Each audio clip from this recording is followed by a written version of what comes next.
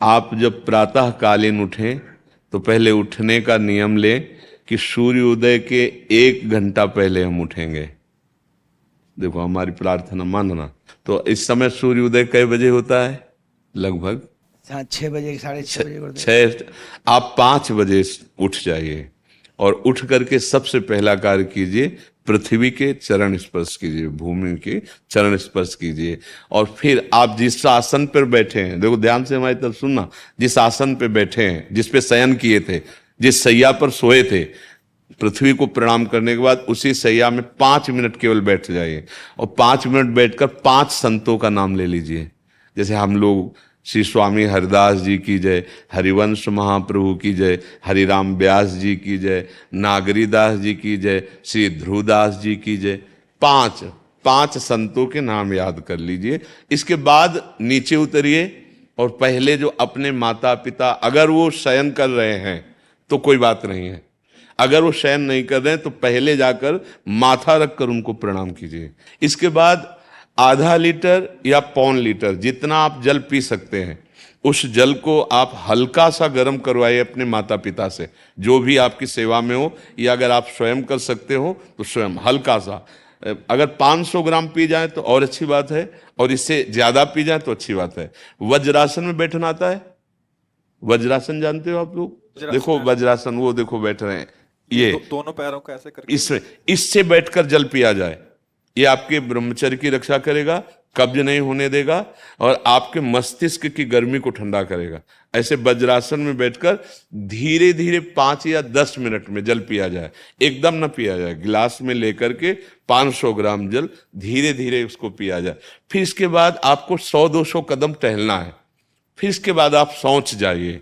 शौच, अगर आपका पेट साफ हो जाता है, अगर नहीं साफ होता है, कोई ऐसी परेशानी लगती है, तो 1 चम्मच ईसबगोल की भूसी और छोटी हर का आधा चम्मच अगर रात्रि में दूध से या पानी से ले ले तो वो बार बार शौच नहीं लगाएगा, पर आपकी आंतें साफ हो जाएंगी। शौच जाने के बाद स्नान करें और फिर तुरंत, अगर आपको व्यायाम आता है तो करे, नहीं तो सीधा सरल बात होती है, 20 बार बैठ जाए बैठक और 10 बार लेटने वाली दंड। और इसके बाद जो अनुलोम विलोम, जो इससे खींचे इसे छोड़ दे, इससे खींचे इसे छोड़ दे। इसके बाद दोनों हाथ ऐसे करके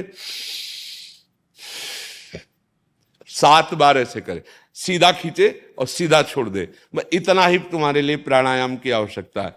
अब अपनी दिनचर्या में लग जा। जो पढ़ाई का कार्य दिया गया है, आगे तुम्हें और भजन की बात हम नहीं कह रहे, जो पढ़ाई का कार्य दिया गया है वो भगवान की ही पूजा है। आपकी दिनचर्या जो आपको अपने गुरुजी या टीचर जी को जाके प्रमाणित करनी है, कल जो पढ़ाई गई थी आज के लिए, वो आप सुबह सुबह उस समय व्यायाम के बाद, तो आप देखना आपकी स्मृति बहुत प्रवीण हो जाएगी।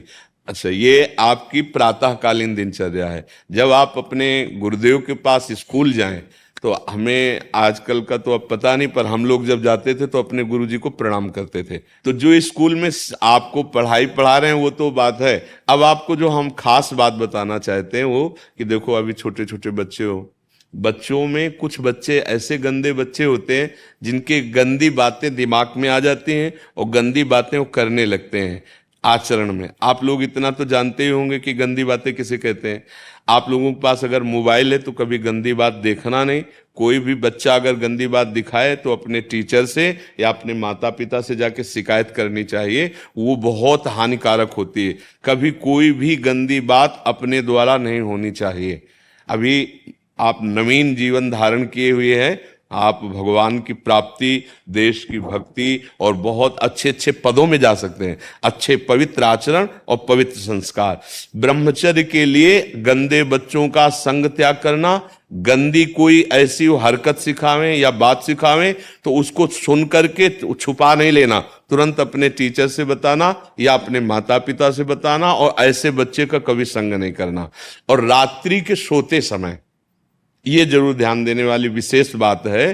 रात्रि के सोते समय जो भगवान का नाम प्रिय, जैसे इन लोगों ने आप लोगों को बताया राधा वल्लभ श्री, तो सोते समय बस प्रार्थना करो कि हे प्रभु आज दिन हमारा जो भी गलती हुई हो वो हमको आप प्रार्थना करते हैं कि आप हमें समझाओ क्या हमसे गलती हुई।